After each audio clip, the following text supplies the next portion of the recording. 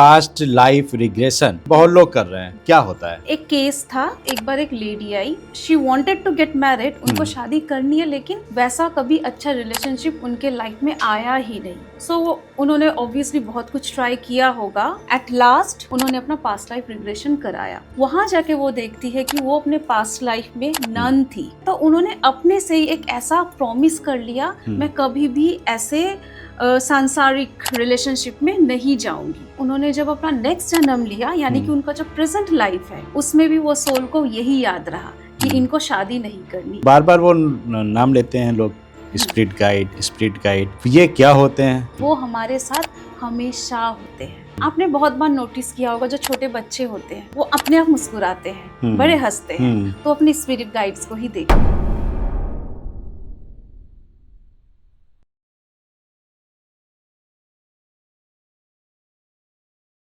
नमस्कार, Estonia media के इस ज्ञानवर्धक पॉडकास्ट में आपका एक बार फिर से स्वागत है। आज हम बात करने वाले हैं पिछले जन्म की। आपने देखा होगा कि पिछले जन्म में ले जाकर बहुत से हीलर पास्ट लाइफ रिग्रेशन करते हैं और उनका ये दावा रहता है कि इस जन्म में अगर आपके साथ में कुछ ऐसी दिक्कतें आ रही हैं, कुछ प्रॉब्लम्स आ रही हैं जिनका आप समाधान नहीं ढूंढ पा रहे हैं, तो वो पास्ट लाइफ रिग्रेशन करके उन दिक्कतों को सॉल्व कर सकते हैं। ऐसी ही एक हीलर हैं, साइकोलॉजिस्ट हैं दीपा विश्वास जी, जो आज हमारे साथ में हैं इस पॉडकास्ट की जर्नी में। दीपा जी आज हमें बताने वाली हैं पीएलआर के बारे में, कैसे पास्ट लाइफ रिग्रेशन करती हैं, क्यों करना होता है, किसको कराना चाहिए, इसको करके आप कौन कौन सी समस्याओं का समाधान पा सकते हैं। तो दीपा जी, बहुत बहुत स्वागत है एस्टोनिया मीडिया के इस पॉडकास्ट में। बहुत बहुत धन्यवाद Tiwari ji, and thank you so much once again for inviting me here. और एस्टोनिया मीडिया का भी धन्यवाद मुझे गेस्ट होस्टिंग के लिए यहाँ बुलाने के लिए अपने चैनल पे। चलिए चालू करते हैं। दीपा जी, सबसे पहले तो बताइए कि पास्ट लाइफ रिग्रेशन PLR बहुत कॉमन हो रहा है आजकल, बहुत लोग कर रहे हैं, बिल्कुल। क्या होता है? पास्ट लाइफ रिग्रेशन, जैसे कि नाम से ही ये बहुत ज़्यादा क्लियर है कि पास्ट लाइफ में क्लाइंट को लेके जाया जाता है। क्योंकि कभी कभी किसी किसी के लाइफ में बहुत सारे ऐसे प्रॉब्लम्स होते हैं जिनका कोई सॉल्यूशन ही नहीं मिलता, तो तब जाके पास्ट लाइफ रिग्रेशन करने के बाद हीलिंग हो जाती है, बहुत सारे सॉल्यूशंस हमें मिल जाते हैं। तो मतलब क्या हमने जो कर्म करे हैं पिछले जन्म में, उनको भी ठीक किया जा सकता है पास्ट लाइफ में जाकर? कर्म बोले तो बुरे कर्म, हाँ, क्योंकि ये कहा जाता है कि उसका कार्मिक पैटर्न या कार्मिक रिलेशनशिप होता है, जो हम कुछ गलत करके आए हैं और इस जन्म में हमें उसके कारण कुछ समस्याएं, प्रॉब्लम्स आ रही हैं, ये कहते हैं हीलर। हाँ। आपका क्या कहना है? सी, पहली बात तो ये है, जिसने जो कर्म किया है उसको तो वो भुगतना पड़ेगा, दैट इज 100%। ये गीता में लिखा है, वो गीता पे लिखा है, और कोई भी हीलर ऐसा नहीं है कि किसी के कर्म को चेंज कर दे। But now the question is कि अगर हम कर्म को चेंज नहीं कर सकते तो पास्ट लाइफ में जाके हीलिंग कैसे होता है, राइट?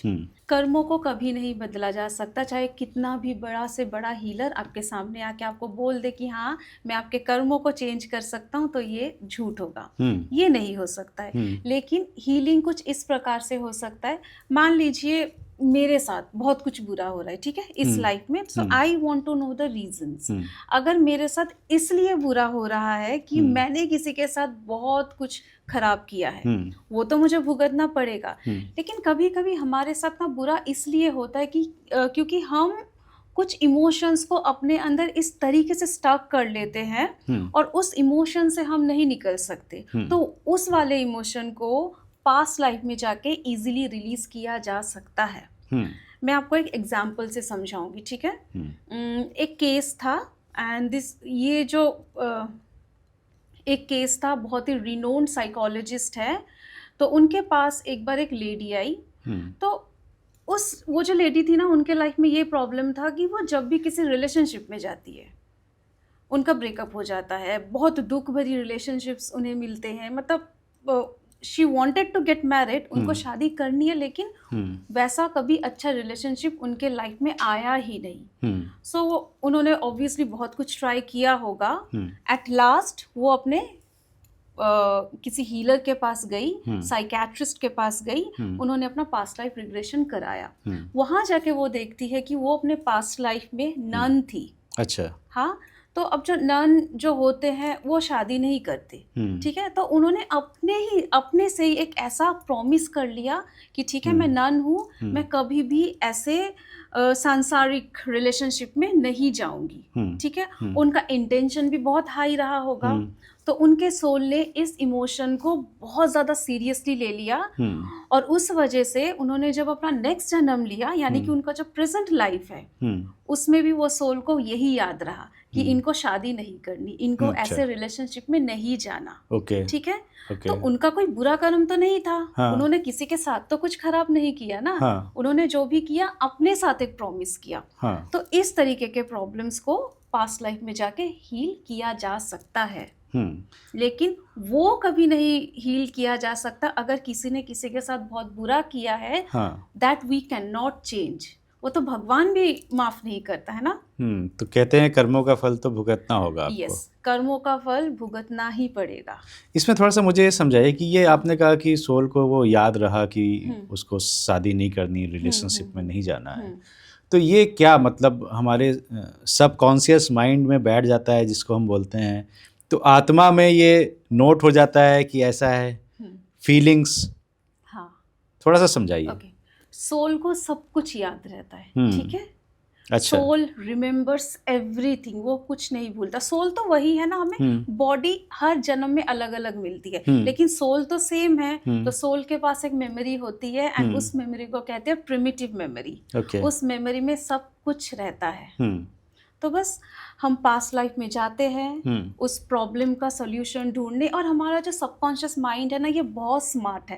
एक्चुअली पीएलआर शुरू करने से पहले हम एक क्वेश्चन रखते हैं। हम अपने सबकॉन्शियस माइंड को बताते हैं कि देखो ये क्वेश्चन है और इस क्वेश्चन का हमें आंसर चाहिए। तो subconscious mind, as I told you, is very smart. हमें बिल्कुल उसी जन्म में लेके चला जाता है जिस जन्म में जाकर हमको वो पर्टिकुलर आंसर मिलेगा।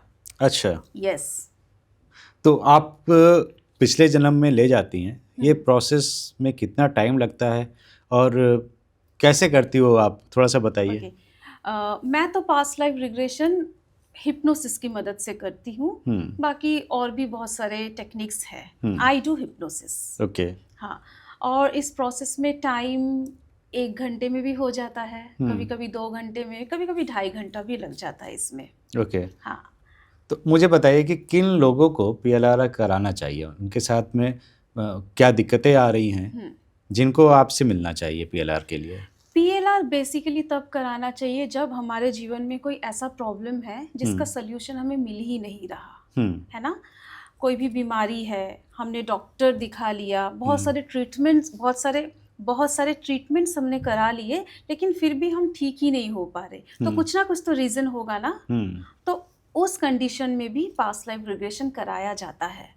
ज़्यादातर रिलेशनशिप इश्यूज में आते हैं, ज़्यादातर रिलेशनशिप इश्यूज के लिए आते हैं क्लाइंट्स। देन समटाइम्स मिसकैरेजेस भी। अच्छा। हाँ, मिसकैरेजेस भी कभी कभी ऐसा देखा गया है कि पास्ट लाइफ की वजह से होते हैं। क्या बात कर रहे हैं? हाँ, उसमें भी सोल ने ही ऐसा कुछ अपने आप को कमांड दिया है। ओके, मैं आपको एक छोटा सा केस बताती हूँ। ये केस है मिसकैरेज के ऊपर, ठीक है। तो देयर वाज अ लेडी, ये बहुत फेमस केस है। तो उस लेडी को क्या प्रॉब्लम था, मिसकैरेजेस हो रहे थे। तो वो डॉक्टर के पास गई, अपना ट्रीटमेंट कराया, तो वो ठीक नहीं हुई। तो देन वो एक पास्ट लाइफ रिग्रेशन थेरेपिस्ट के पास गई। वहाँ जाके वो देखती है कि वो अपने पास्ट लाइफ में एक हीलर थी। अच्छा। हाँ, ये जो क्लाइंट है ना, वो अपने पास्ट लाइफ में हीलर थी। ओके। और शी लॉस्ट हर चाइल्ड। हाँ, कुछ हुआ होगा, तो शी लॉस्ट हर चाइल्ड। तो इसीलिए ना उन्होंने एक अपने आप से एक कसम खा ली थी, अपने आप से एक प्रॉमिस कर लिया कि मेरे साथ ऐसा हुआ है ना। हाँ, वो बहुत गरीब थी, इसीलिए तो उन्होंने बोला अब मैं इस क्रूअल वर्ल्ड में किसी भी दूसरे मतलब बच्चे को नहीं लाना चाहती। तो अब सोल ने इस चीज़ को बहुत ज़्यादा उससे ले लिया। अच्छा, हाँ कि मुझे ये काम नहीं करना। हाँ, मुझे ये काम नहीं करना क्योंकि बड़ा कष्ट है, ठीक है। ओके। तो I don't want to deliver any baby, हाँ। क्योंकि मैं अगर एक बच्चा करती हूँ तो उस बच्चे के जीवन में भी शायद वही कष्ट आए। तो अपने आप से ही उन्होंने कसम खा ली, अपने आप से एक प्रॉमिस कर लिया। उस वजह से वो अपने प्रेजेंट लाइफ में माँ ही नहीं बन पा रही थी। तो बस उस इमोशन से उनको रिलीज कराया गया। Then she became mother. वाह। हाँ हाँ। आपके साथ कुछ ऐसा केस आया, आपने किया कभी? नहीं, ये वाला केस मेरा नहीं है। ओके। हाँ, मेरे साथ ऐसे बहुत केसेस आते हैं। राइट। हाँ तो आपने बताया कि एक शादी नहीं हो रही, ये हो गया, हाँ, रिलेशनशिप हाँ, इश्यूज आ रहे हाँ, हैं, मिस कैरेज भी आपने बताया, हाँ। और किस प्रॉब्लम के लिए आते हैं आपके पास? Extra marital affair. अच्छा, हाँ ये भी पिछले जन्म से रिलेटेड हाँ, है? हाँ, बिल्कुल बिल्कुल। बताइए। देखिए, कभी कभी तो पिछले जन्म से रिलेटेड होता है और हाँ। कभी कभी इंसान खुद भी कर लेता है ना। उनका एक नेचर होता है। अब वो उसमें एक हम- बहाना आप दे देंगे पिछले जन्म वाला, हाँ, हाँ, तो वो कहेंगे पिछले जन्म का कुछ था। हाँ तो कुछ केस आया आपके पास में, आते हैं ऐसे केस? हाँ। I recently had a case, ठीक है। तो बताइए। ये वाला जो मेरा केस था ना, 2.5 घंटे चला। 2.5 घंटे? हाँ क्रिटिकल था थोड़ा सा, हाँ। मतलब एक से ज्यादा थी? नहीं, एक ही था। अच्छा, लेकिन हाँ, 2.5 घंटा मुझे लगा, बट हाँ। हाँ, सॉल्यूशन तक हम पहुंचे कि ठीक। क्या रीजन है। हाँ। उसमें क्या है, न्यूली मैरिड कपल है, ठीक है। उनकी शादी को 4 या 5 ही साल हुआ होगा, और वो लव मैरिज, ठीक ओके। है। 2 साल तो शादी बहुत अच्छे से हाँ, चला, हाँ, एवरीथिंग वाज देयर, हाँ, रोमांस था, प्यार था, एक दूसरे के प्रति अट्रैक्शन भी हाँ, था। लेकिन धीरे धीरे जो मेरी जो क्लाइंट थी ना, वो हाँ, लेडी थी, ओके। वो मुझे बताती है कि अचानक से ना मैं किसी लड़के से मिली एक इवेंट में, ठीक है। मैं उसको नहीं जानती, और जब मैं उससे मिली ना, वो मुझे बहुत अच्छा लगने लगा। हम दोनों को ही एक दूसरे के प्रति एक अट्रैक्शन होने लगा। और जब वो मुझे मिला, पता नहीं मेरे साथ क्यों ऐसा हुआ कि मेरे पति के साथ ना मैं मतलब मुझे ऐसी वाली फीलिंग आने लगी कि उसके प्रति मुझे कोई अट्रैक्शन ही नहीं है। तो एक डिवीजन होने लगा हस्बैंड वाइफ में। लेकिन मेरी जो क्लाइंट है, शी टोल्ड मी कि ऐसा मेरे साथ हो रहा है, लेकिन इसमें ना मेरा कंट्रोल नहीं है, लेकिन मैं ऐसा नहीं चाहती। मैं अपने पति के साथ ही लॉयल रहना चाहती हूँ, लेकिन पता नहीं क्यों मैं उस थर्ड पर्सन के प्रति मैं खींची चली जा रही हूँ। तो इसका क्या रीज़न हो सकता है? तो बस इसी को लेके हमने PLR किया था। उसमें हमने क्या देखा, ये जो लेडी है, ठीक है, जिस आदमी के प्रति उसको अट्रैक्शन अभी हो रहा है, वो जो थर्ड पर्सन, वो पास्ट लाइफ में इसका पति था। ओके। हाँ, लेकिन उसने पास्ट लाइफ में इसके साथ चीटिंग करी थी। अच्छा। हाँ, चीटिंग करी थी, और इसी वजह से ना ये जो लेडी है उसको आज तक कभी माफ़ नहीं कर पाई। और ये जो मेरी क्लाइंट है, उसको एक और प्रॉब्लम भी था, इसको एंगर इश्यू भी था। बेवजह कहती है कोई रीज़न नहीं है, लेकिन मुझे गुस्सा आता है। तो गुस्सा कहीं ना कहीं वही वाला था ना, माफ़ नहीं कर पाई। उसने एक इंसान को माफ़ नहीं कर पाई। तो ऑब्वियसली हम अगर किसी को माफ़ नहीं कर पाते हैं, तो गुस्से वाला इमोशन हमारे अंदर ऑटोमेटिकली भर जाती है, राइट। तो हमने यही देखा कि क्यों उसके प्रति अट्रैक्शन है। तो PLR में हम पास्ट लाइफ से डिटैच कराते हैं। ठीक होगा वो आपके पिछले जन्म का पति, लेकिन इस जन्म में तो नहीं है ना, तो आपको उसके साथ डिटैच रहना है। भगवान ने कुछ सोच समझ के ही आपको इस जन्म में नया लाइफ पार्टनर दिया है, तो आपको उसी के साथ रहना चाहिए। लेकिन अब PLR के बाद हुआ भी ऐसा, तो शी टोल्ड मी हाँ कि आफ्टर दिस PLR सेशन ना मेरा उस थर्ड पर्सन के प्रति डिटैचमेंट होना शुरू हो गया। मैं समझ गई कि अच्छा वो मेरे पास्ट लाइफ का हस्बैंड था, और हम फॉरगिवनेस भी कराते हैं कि पास्ट लाइफ में उसने आपके साथ चीटिंग करी है ना, अब उसको फॉरगिव कर दो, माफ कर दो। तो एक सोल लेवल में उन्होंने माफ़ी मांग ली, इन्होंने माफ़ कर दिया, गुस्सा भी निकल गया, ठीक है, एक्सेप्टेंस भी आ गई कि that was the past, present husband ये है। तो अभी उनका रिलेशनशिप अच्छा ही चल रहा है। हाँ। एक और मैंने बहुत कॉमन सा वर्ड सुना है, स्पिरिट गाइड। ओके। तो मैंने बहुत से PLR के साथ में किया हुआ है पॉडकास्ट, तो बार बार वो नाम लेते हैं लोग, स्पिरिट गाइड। तो ये क्या होते हैं ओके। और कैसे पता कर सकते हैं? Okay, see first of all spirit guides जो होते हैं ना वो हम सबके पास होते हैं। जब हम इस धरती पर पैदा होते हैं तभी हमारे साथ हमारे स्पिरिट गाइड्स भी आते हैं। अच्छा। हाँ, और जब हम बच्चे होते हैं, हम छोटे होते हैं, तब हम इतने इनोसेंट होते हैं, हमारी फ्रीक्वेंसी उस हायर सेल्फ के साथ ऑटोमेटिकली कनेक्टेड होती है, क्योंकि ऑब्वियसली इनोसेंस होते हैं, मन के अंदर कोई मैल नहीं, कपट नहीं, ठीक है, एकदम साफ सुथरा मन। तो बचपन में ना हम अपने स्पिरिट गाइड को सामने देख भी पाते हैं। आपने बहुत बार नोटिस किया होगा, जो छोटे बच्चे होते हैं वो अपने आप मुस्कुराते हैं, बड़े हंसते हैं, तो अपने स्पिरिट गाइड्स को ही देखते हैं। अच्छा। हाँ, तो इसीलिए उनको बहुत सपोर्ट, एक फीलिंग भी आती है कि they are getting a huge support. पर धीरे धीरे क्या होता है, हम बड़े होते जाते हैं, है ना, हम मटेरियलिस्टिक वर्ल्ड में इतना इन्वॉल्व हो जाते हैं, हमारी स्पिरिचुअलिटी कहीं ना कहीं कम हो जाती है। अब सबके साथ ऐसा नहीं होता है, ज़्यादातर लोगों के साथ ऐसा होता है ना, हमारी स्पिरिचुअलिटी कम होती जाती है, हमारे अंदर का जो वो इनोसेंस है वो भी हम खोते जाते हैं। तो धीरे धीरे क्या होता है, स्पिरिट गाइड को हम साक्षात देखना बंद कर देते हैं, लेकिन इसका मतलब ये नहीं है कि वो हमारे साथ नहीं है, वो हमारे साथ हमेशा होते हैं, हमेशा। और स्पिरिट गाइड आपका अलग होगा, मेरा अलग होगा? हाँ, सबका अलग होगा। और एक से ज़्यादा भी हो सकते हैं। तो ये जैसे पहले एक कॉन्सेप्ट था कि घर में कुल देवता या कुल देवी होते थे, तो वो भी हम कह सकते हैं स्पिरिट गाइड? नहीं, वो तो स्पिरिट गाइड नहीं है, वो तो हमारे कुल देवी कुल देवता है। तो स्पिरिट गाइड मतलब क्या? हाँ, वही ना, मैंने बोला ना, जब हम पैदा हुए वो भी हमारे साथ ही आए। उनका क्या काम होता है? हमें गाइड करना। स्पिरिट गाइड है, पूरी लाइफ की जर्नी में, पूरी लाइफ की जर्नी में वो हमें गाइड करते हैं। तो अगर मैं अभी कहूँ कि मुझे पता करना है मेरा स्पिरिट गाइड क्या है और मेरे साथ हैं कि नहीं, ये कैसे पता चलेगा? आप मेडिटेशन में बैठो, हाँ, आपको पता चल जाएगा। अच्छा, बिल्कुल पता चलेगा। और इफ़ यू लुक बैक, ठीक है, अगर आप अपने लाइफ में पीछे देखोगे, कभी ऐसा हुआ होगा कि आपको कोई लॉस फेस करना पड़ा, ठीक है, आप देखोगे उस वक्त आपको कोई ना कोई साइन उस रिलेटेड मिली होगी कि इस काम को मत कर, रुक जा। लेकिन हमारी फ्रीक्वेंसी उतनी हाई नहीं रहती कि हम उस साइन को पहचान पाए। अब उस साइन को पहचानना कैसे है? मेडिटेशन। हम जब मेडिटेशन करते हैं तब हम अपने स्पिरिट गाइड से बहुत इजीली कनेक्टेड हो जाते हैं, हमको पता चल जाता है okay this is the sign कि हमें ये काम करने के लिए कहा जा रहा है और ये काम हमें मना किया जा रहा है कि इसको मत करो, रुक जाओ। तो स्पिरिट गाइड्स हमें हमेशा एक गाइडिंग प्रोवाइड करती है, हमारे साथ रहती है। Now let's come back to the PLR process. PLR में भी एज अ थेरेपिस्ट मैं तो बाहर हूँ ना, ठीक है, मैं बस गाइड कर रही हूँ, मैं बस अपने क्लाइंट को वो प्रोसेस बता रही हूँ कि ऐसे ऐसे करो, लेकिन जो जर्नी है उसको स्पिरिट गाइड ही लेके जाते हैं। स्पिरिट गाइड्स आते हैं, वही लेके जाते हैं क्लाइंट्स को उसके पास लाइफ तक और सेफली। अच्छा, हाँ, तो आप बात भी करती हो उनसे, स्पिरिट गाइड से? हाँ। ओके, फॉर एग्जाम्पल मैं एक सेशन ले रही हूँ, ठीक है ना, मैं सिर्फ गाइड करती हूँ, मैं अपने क्लाइंट को ही बताती हूँ कि now you have this problem या कुछ भी है, आप अपने स्पिरिट गाइड को बुलाओ, उनसे पूछो।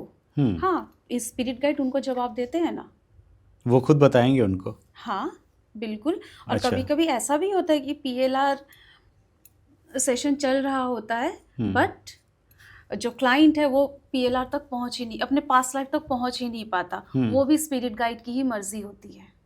हाँ, कि अभी नहीं पहुंचना, this is not the correct time, तुम वापस आ जाओ। Okay. हाँ, अगर स्पिरिट गाइड चाहेंगे, अगर डिवाइन पावर चाहेगा कि वो अपने पास्ट लाइफ तक पहुंचे तभी वो पहुंच पाएगा, अदरवाइज नो, उसकी भी एक टाइमिंग होती है। दीपा, अभी आपने एक्स्ट्रा मैरिटल अफेयर्स का जो बताया, हाँ, और भी मैंने एक वर्ड सुन रखा है, that is twin flame.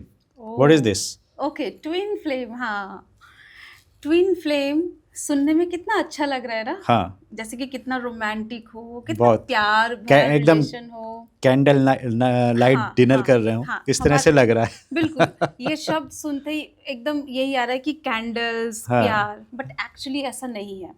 Twin flame की जो जर्नी होती है ना वो बहुत पेनफुल होती है। हाँ, वो मिलके भी नहीं मिलते। अच्छा, ट्विन फ्लेम एक्चुअली होता है एक ही सोल के दो पार्ट्स होते हैं। क्योंकि हम जब इस धरती पे पैदा होते हैं ना एज अ सोल, हमारा पर्पस होता है कुछ लेसन्स सीखना, है ना। हम यहाँ पे कुछ सीखने आते हैं धरती पर। तो मान लीजिए हमें 30 या 40 चैप्टर्स पढ़ने हैं, ठीक है। मैं आपको एक लेमैन लैंग्वेज में बता रही हूँ, ठीक है। आई एम ए सोल और मुझे ये टास्क, मेरे लिए टास्क है कि मुझे 40 चैप्टर्स पूरे करने हैं। तो मैं क्या करूँगी, मैं अपने सोल को 2 पार्ट में डिवाइड कर लूँगी, ठीक है। कि 20 चैप्टर आप पढ़ लो, आप सीख लो, और 20 चैप्टर ये वाला सोल सीख लेगा, तो जल्दी हो जाएगा ना। 40 चैप्टर्स पढ़ने में जितना टाइम लगेगा, कंपैरेटिवली 20 चैप्टर्स पूरे करने में कम लगेंगे ना। तो वो क्या होता है, एकदम डिवाइड हो जाता है।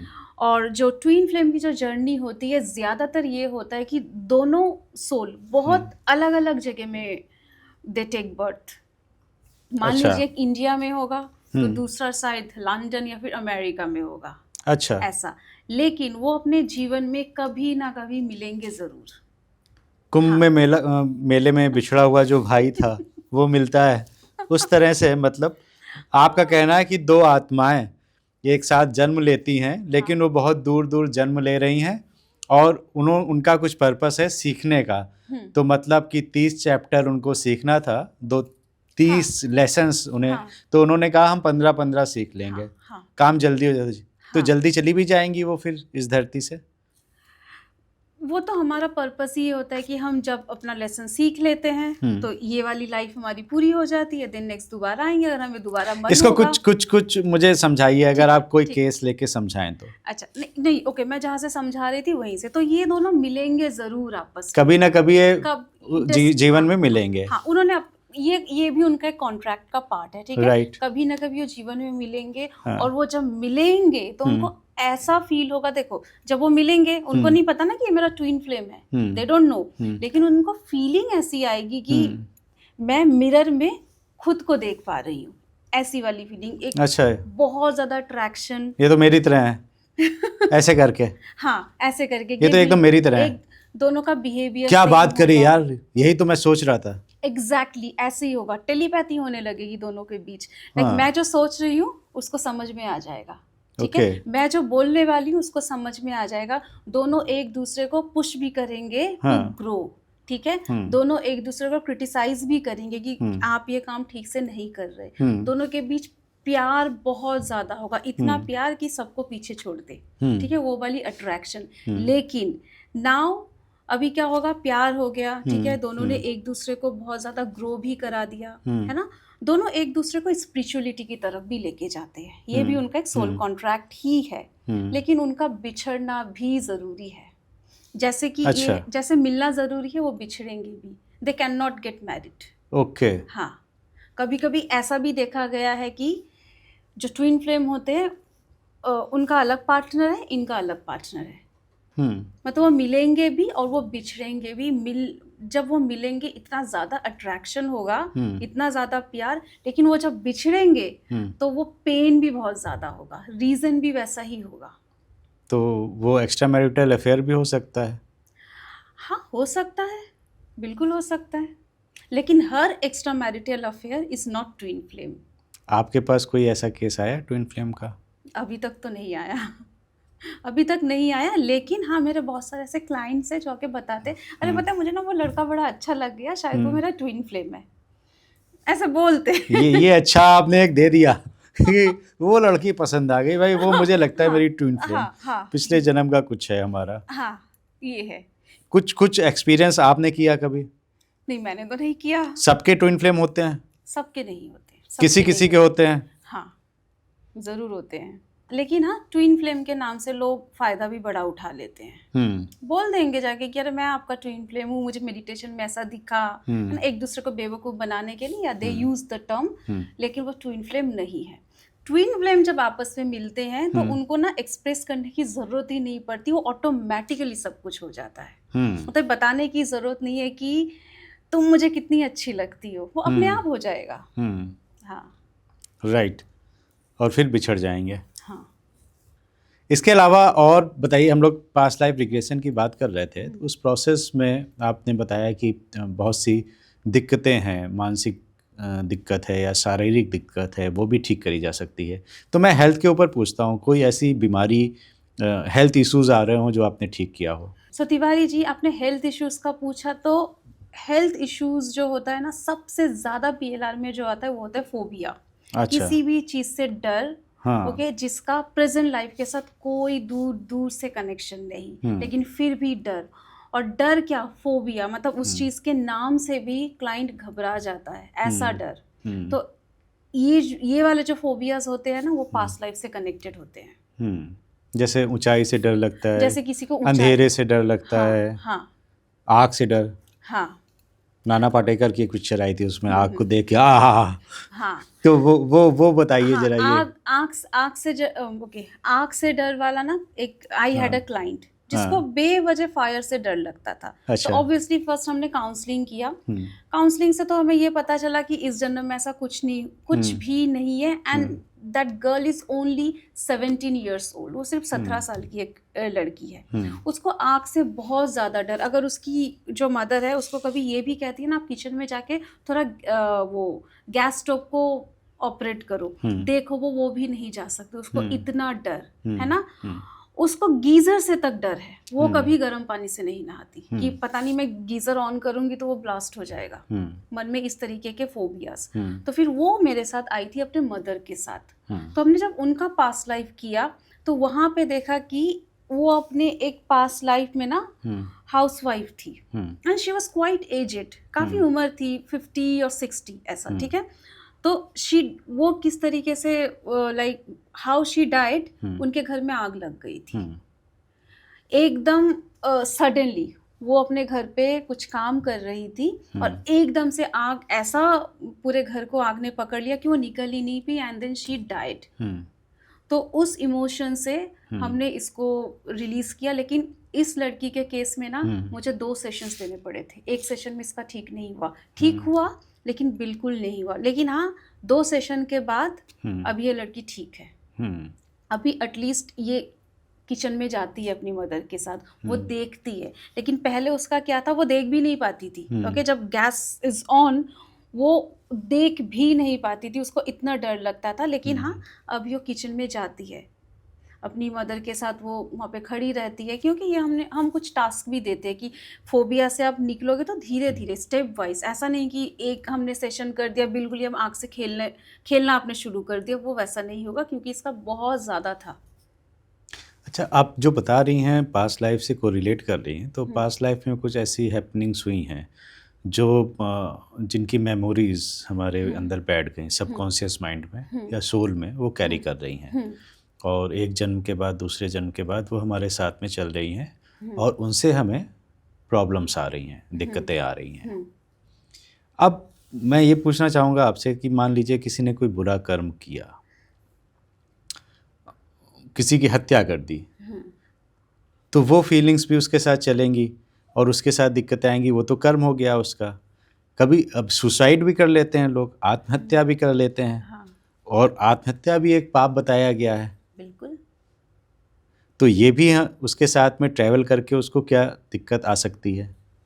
मतलब अगर किसी ने अपने पिछले जन्म में सुसाइड किया है, हाँ, तो दिक्कतें तो आएंगी। सुसाइड एक ऐसा कर्म है जिसकी कभी माफ़ी नहीं मिलती, कभी भी नहीं मिलती। अब लोग इस बात को लेकर तर्क भी देते हैं कि अच्छा, फिर अगर एवरीथिंग इज डेस्टाइन्ड तो वो भी उसके किस्मत में लिखा होगा। लेकिन ऐसा नहीं होता है। हमारे पास कुछ फ्री विल भी होते हैं। Okay, the word is free will. Free will, हाँ। ओके। मान लीजिए किसी ने सुसाइड किया तो कुछ ना कुछ रीजंस रहा होगा ना, सर्कमस्टेंसेस ऐसे बने हैं कि वो सुसाइड करने पर मजबूर हो गया, है ना। तो वो जो सर्कमस्टेंसेस है ना, वो सोल कॉन्ट्रैक्ट का हिस्सा होता है कि आपको आपके आने वाले जीवन में ऐसे चीज़ों का सामना करना पड़ेगा। लेकिन हमारे पास जब कोई दिक्कत आती है तब भी हमारे पास हमेशा 2 रास्ते होते हैं, है ना। तो जिन्होंने सुसाइड को चुन लिया वो गलत हो गया ना, दूसरा रास्ता होगा। ऐसा नहीं हो सकता कि दूसरा कोई रास्ता ही नहीं है। तो वो जो 2 रास्ते होते हैं उनको चुनने का फ्री विल हमारे पास होता है। इसीलिए तो हम धरती में आते हैं ना, जन्म लेके, ताकि हम अपने कर्मों को सुधार पाए। वो सर्कमस्टेंसेस उसको मिला होगा बिकॉज ऑफ हिज और हर पास्ट लाइफ कर्मा, ठीक है, लेकिन उसके साथ साथ एक फ्री विल भी मिलता है कि आप अपने रिएक्शन को चेंज कर सकते हो। अब फॉर एग्जाम्पल कोई है, उसका पार्टनर बहुत ही बुरा है, एकदम ही खराब, लाइक फिजिकल अब्यूज करता है, फाइनेंशियल अब्यूज करता है, इमोशनली अब्यूज करता है, लेकिन अब जो मान लीजिए हस्बैंड ऐसा है, वाइफ को तो झेलना पड़ रहा है ना, तो वाइफ को जो ऐसा पति मिला है ना, वो उसके कर्मों की वजह से ही मिला है, लेकिन उस सर्कमस्टेंसेस को लेके, उस सिचुएशन को लेके उस वाइफ का जो रिएक्शन होना चाहिए वो उसका फ्री विल है कि हाउ शी शुड रिएक्ट, वो उसका फ्री विल है। तो वो and free will is a Karma, तो हम अपने कर्मों से भी ना अपना बहुत कुछ लाइफ में चेंज कर सकते हैं। राइट कुछ मतलब इतनी नई नई चीज़ें पता चल रही हैं आपसे आज, तो फ्री विल भी एक नई चीज़ मुझे पता चली इतने पॉडकास्ट करने के बाद में। हाँ, तो जब आपने सुसाइड के बारे में पूछ ही लिया है, तो आपको पता है कि according to our scriptures suicide is a crime. Right. हाँ, उसकी माफ़ी नहीं है। बिल्कुल, और भारतीय संविधान में भी इसकी माफ़ी नहीं है। नहीं है, हाँ, नहीं है, क्योंकि जो चीज़ हमारी है ही नहीं, हम उसको कैसे ख़त्म कर सकते हैं? जन्म और मृत्यु आपके हाथ में नहीं है। ये शरीर तो हमें मिला हुआ है ना, है ना, ये हमारा खुद का कुछ नहीं है, तो जो हमारा है ही नहीं, हम उसको कैसे ख़त्म कर सकते हैं? राइट। हाँ। अच्छा, ये बहुत से पॉडकास्ट में यूनिवर्स से कनेक्ट करते हैं। अभी मैंने लास्ट पॉडकास्ट भी किया था, तो उन्होंने भी कहा कि हम यूनिवर्स से जो मैनिफेस्टेशन कराते हैं कि आप जो मांगो वो मिल जाएगा, और ये हम सुनते चले आ रहे हैं। हाँ। तो मैं आज दीपा विश्वास से ये जानना चाहता हूँ कि जिस पे विश्वास कर लो वो मिल जाएगा। बिल्कुल, हाँ, बिल्कुल, लेकिन आप जो चीज़ यूनिवर्स से मांग रहे हो, सबसे पहले you should know the right way कि मांगना कैसे है, और आपको अपना फ्रीक्वेंसी भी वैसे बनाना पड़ेगा, है ना। मान लीजिए आप यूनिवर्स से ये मांग रहे हो कि मुझे बहुत सक्सेस चाहिए, लेकिन आपने अपना फ्रीक्वेंसी वैसे बनाया ही नहीं है, तो यूनिवर्स आपको कैसे दे देगा, है ना। अभी रिसेंटली आपने न्यूज़ देखा, ये जो वुमेन वर्ल्ड कप है ना, हाँ, तो हमारी भारतीय टीम जीती है। हमारी भारतीय टीम जीती है, so we are very proud of them. किसी रीजन के चलते उनको टीम से निकाल दिया गया था, ठीक है, लेकिन फिर भी टीम से निकल जाने के बाद भी उन्होंने अपना फ्रीक्वेंसी वैसा ही सेम रखा जैसा कि एक प्लेयर का होना चाहिए। वो सुबह उठी, ठीक है, उन्होंने प्रैक्टिस किया, उन्होंने बहुत सारे अदर मतलब मैचेस भी खेले, डाइट अपना सेम रखा जैसा कि एक प्लेयर का होना चाहिए, ठीक है, और साथ साथ मैनिफेस्टेशन उनका चलता रहा। क्यों? Because she wanted to play, she wanted to be the part of Indian cricket team. फिर लास्ट में जाके कुछ ऐसा हुआ कि एक जो और टीम मेंबर थी, ठीक है, वो इंजर्ड हो गई। फिर शेफाली वर्मा को कॉल आया कि प्लीज ज्वाइन द टीम। तो ऐसा होता है मैनिफेस्टेशन। जो ये शेफाली वर्मा है, अगर वो घर ही बैठी रहती, अरे मुझे टीम से निकाल दिया गया है, वो बैठ के मैनिफेस्टेशन, वो बैठ के सिर्फ यूनिवर्स से मांगी जा रही है, नहीं I am the part of the this world cup, I am the part of the team, लेकिन वो अपना कुछ नहीं रही, फिर क्या उसे मिलेगा? नहीं मिलेगा, नहीं ना, नहीं मिलेगा। उसने अपने फ्रीक्वेंसी को वैसे उस लेवल पे रखा, तब जाके मैनिफेस्टेशन उनकी पूरी हो गई। तो आपको मैनिफेस्टेशन मतलब करने से साथ साथ कर्म भी करने होंगे। बिल्कुल, हाँ। कर्म नहीं करेंगे तो वो चीज़ आपको नहीं प्राप्त हो सकती है। हाँ, कर्म प्लस मैनिफेस्टेशन मतलब इमोशंस भी आपके होने चाहिए, प्लस आपका एक लेबर भी होना चाहिए ना, आपका एफर्ट भी होना चाहिए। राइट। हाँ, और ये सच बात है, मैनिफेस्टेशंस पूरे होते हैं, काम करते हैं। बिल्कुल काम करते हैं, बिल्कुल। तो भैया, अगर आपको भी कुछ चाहिए तो मैनिफेस्टेशन यानी कि आप उस पर विश्वास कर सकते हैं और उसको मांग सकते हैं यूनिवर्स से। यूनिवर्स तैयार बैठा है आपको सारी चीज़ें देने के लिए। और शाहरुख खान का एक डायलॉग भी है कि जिस चीज़ को शिद्दत से चाहो वो चीज़ पूरी कायनात लग जाती है आपको उससे मिलवाने के लिए। कैसा लगा आज का पॉडकास्ट? कमेंट करके, लाइक करके बताइए। अगर आपके कुछ सवाल हैं तो हमें कमेंट करके भेजिए, हम ज़रूर उसके जवाब आप तक पहुंचाएंगे। एस्टोनिया मीडिया के साथ में जुड़े रहिए। हमारा ऐप बहुत जल्दी आने वाला है। तिवारी जी की आप सबको प्यार भरी राम राम।